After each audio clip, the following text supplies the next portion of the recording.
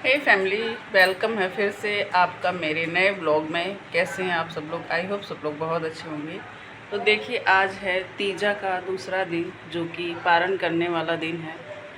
तो आज वैसे तो मैं पारण बहुत जल्दी कर लेती, मतलब चाहती मैं जल्दी कर लेती, लेकिन अभी आप टाइम देख सकते होंगे, यहाँ पे बज रहा है 8। क्योंकि मैं अभी उठी हूँ सुबह, तो झाड़ू वाड़ू किया, उसके बाद बच्चों का टिफ़िन लंच बनाया, फिर बच्चों को स्कूल भेजे, उसके बाद फिर मैं नहा धो के अब जा रही हूँ मैं मंदिर में, देखिए, पूजा करने। ये मेरे भोले बाबा हैं और मैंने बर्तन वर्तन धुल के रख दिया है।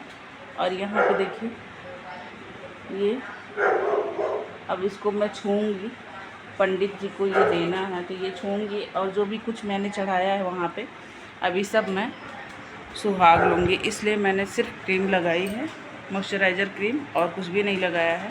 बाकी सारा मेरा जो भी है रात का ही है मेकअप। तो सामने ही हम अब चलते हैं, सुहाग लेते हैं और भगवान जी की पूजा करते हैं। और फिर उसके बाद मंदिर जाएंगे, वहाँ पे दूध चढ़ाती हूँ मैं। उसके बाद आती हूँ, फिर मैं बनाऊँगी चाय, उसके बाद करूँगी पारण। फिर आप लोग बने रहिए इस ब्लॉग में लास्ट तक। सो हे फैमिली, देखिए यहाँ पे मैं सब कुछ कर वर के बैठ गई हूँ। अब पूजा करूँगी और उसके बाद मैं सुहाग लूँगी, फिर जाऊँगी मंदिर।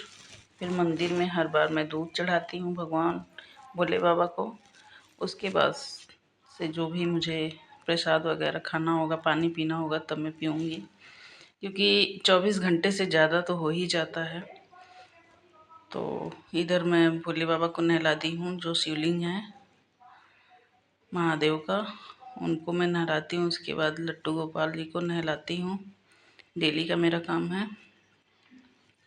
तो यहाँ पे लट्टू गोपाल को नहला के उनको कपड़े पहना के तैयार कर दी हूँ, सजा दी हूँ। देखिए यहाँ पे उनकी पगड़ी गिर गई है तो बहुत छोटे से हैं ना, सुंदर से, तो बार बार पगड़ी वगैरह गिर जाती है, तो हम सही से करके रख देते हैं। अब हम सबका जो है ना पानी से आचमन करेंगे। उसके बाद एक रुमाल रखे रहते मंदिर में साफ़, तो उससे हम सभी भगवान जी को पोंछते हैं, मतलब नहलाते हैं। उसके बाद फिर यहाँ पे मैं पूजा शुरू कर रही हूँ। और एक चीज़ ये हो गया, रात में जब मैं पूजा की थी मंदिर का अपने घर में, उसके बाद मैं गई थी मंदिर, मतलब बाहर मंदिर में गई थी, वहाँ पे शिव जी का मंदिर है, तो वहाँ पे मैं लेके गई थी सारा सामान। तो लग रहा है मेरी चंदन की कटोरी, जिसमें मैं चंदन घोली रहती हूँ ना, वो भगवान जी को लगाती हूँ, वो चंदन की कटोरी मेरी वहीं रह गई, जहाँ तक मुझे लग रहा है, क्योंकि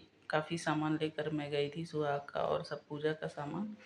तो लग रहा है चंदन की कटोरी वहीं गायब हो गई। तो कोई नहीं, चंदन और पड़ी थी तो मैंने उसको घिस के और सब भगवान जी को लगा दिया। अब यहाँ पे लूँगी मैं सुहाग। ये है मेरा सिंदूरा, इसी से माता गौरा को हम, जैसे एक सुपारी होती है ना, उसी से हम गौरा जी बना लेते हैं और उसी पे चढ़ा के फिर माता गौरा को सुहाग देते हैं। उसके बाद वही सुहाग मैं खुद लेती हूँ। और कहते हैं ना कि हर बार तीज के टाइम में, मतलब जब तीज का त्यौहार पड़े ना, तो उस टाइम में अपने सिंदूरे में से, जो सिंदूर है ना, उसमें से बढ़ाया जाता है। हर बार मैं यही करती हूँ, थोड़ा थोड़ा सिंदूर बढ़ाती रहती हूँ, ये अच्छा माना जाता है सिंदूर बढ़ा के रखना। तो जो मैंने सुहाग के लिए सिंदूर चढ़ाई थी ना, डिब्बी वाली, उसी से मैंने उसमें डाल ली है और मेरी सिंदूर बढ़ गई है अब, ताकि मेरा सुहाग भी हमेशा लंबा बना रहे, बढ़ता रहे सालों साल। बस इसी कामना के साथ मैं ये पूजा करती हूँ और कि भगवान मेरे सिंदूरों को हमेशा चमकाए दमकाए रखिएगा और मेरा सुहाग हमेशा दमकता रहे मेरे माथे पे। मेरे पति की खूब लंबी आयु हो, तक कि मैं जन्म जन्मांतर तक सुहागन रहूं। जैसे शिव पार्वती जी की जोड़ी बिल्कुल अटूट है, वैसे ही मेरे पति की जोड़ी अटूट रहे। और जितनी महिलाएं हैं जो भी तीज का व्रत की हैं, उन सब की जोड़ी भगवान अटूट बनाए रखे। बस बार बार मेरा यही भगवान जी से निवेदन है, अपने लिए, मैं सबके लिए मैं यही अरदास कर रही हूँ उनसे। तो देखिए यहाँ पे मैंने ले लिया शीशा, क्योंकि मैं लिपस्टिक नहीं लगाई थी, और जो लिपस्टिक मैंने सुहाग में चढ़ाया था ना, अगले दिन जब सुहाग लिया जाता तो वो सारी चीज़ें माता जी को चढ़ा के अपने को यूज करना होता है। तो मैं सब कुछ ही धीरे धीरे करके अपना लगाऊंगी, सुहाग लूँगी। और मैंने रात वाली चूड़ी उतार दी थी, यहाँ पे पड़ी है टेबल पे, आप देख सकते हैं। सुबह में रेड कलर की चूड़ी मैंने चढ़ाई थी ना सुहाग में, तो वही चूड़ी मैं ले ली थी, पहन ली थी। और उसके बाद यहाँ पे जो भी रंग मैंने चढ़ाया था उस रंग को लगा लेंगे, क्योंकि रंग तो जो लगा पहले से वो अभी हल्का नहीं पड़ा है, फिर से मैं उसी पे दोबारा से लगाऊंगी। मतलब जितना भी 16 श्रृंगार का सामान होता है ना, माता गौरा को चढ़ा के फिर अपने वो चीज़ यूज किया जाता है। और यहाँ पे मैं जो पाजेब पहनी थी इतना मोटा था, वो इतना भारी है, आधा किलो का पाजेब है मेरा, बहुत भारी है। तो रात में मैंने उतार दी थी, अभी मैं फिर पहनूंगी।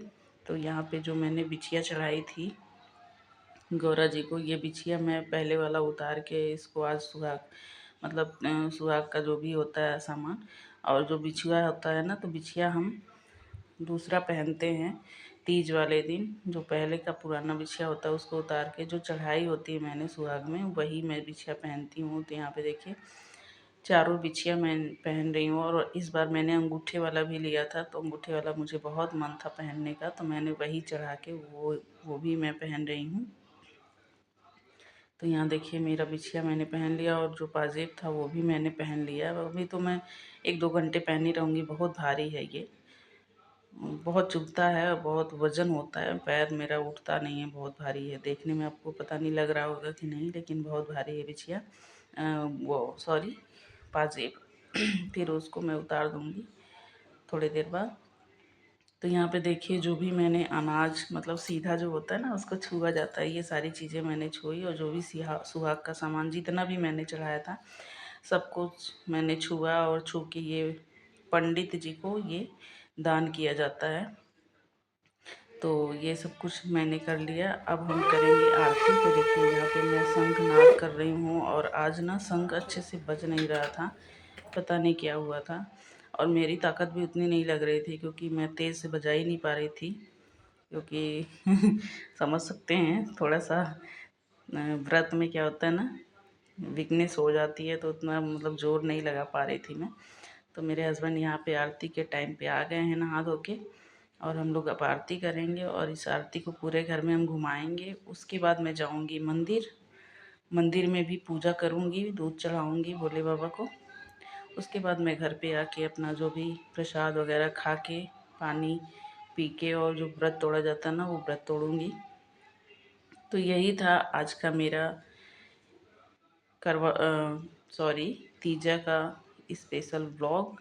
आप लोग इस ब्लॉग को देखें कि नहीं बताइएगा ज़रूर, और कैसा लगा मेरा ये ब्लॉग आपको कमेंट बॉक्स में ज़रूर बताइएगा। दिल से सब्सक्राइब कीजिएगा, दिल से दुआ दीजिएगा सारी बहनों को जिन्होंने तीज का व्रत किया है। अब तीज का व्रत हमारा हो गया संपन्न, और बस भोले बाबा से मैं यही अरदास, हमेशा यही प्रार्थना करती रहूँगी कि भगवान हमेशा ये दिन हमें देखने का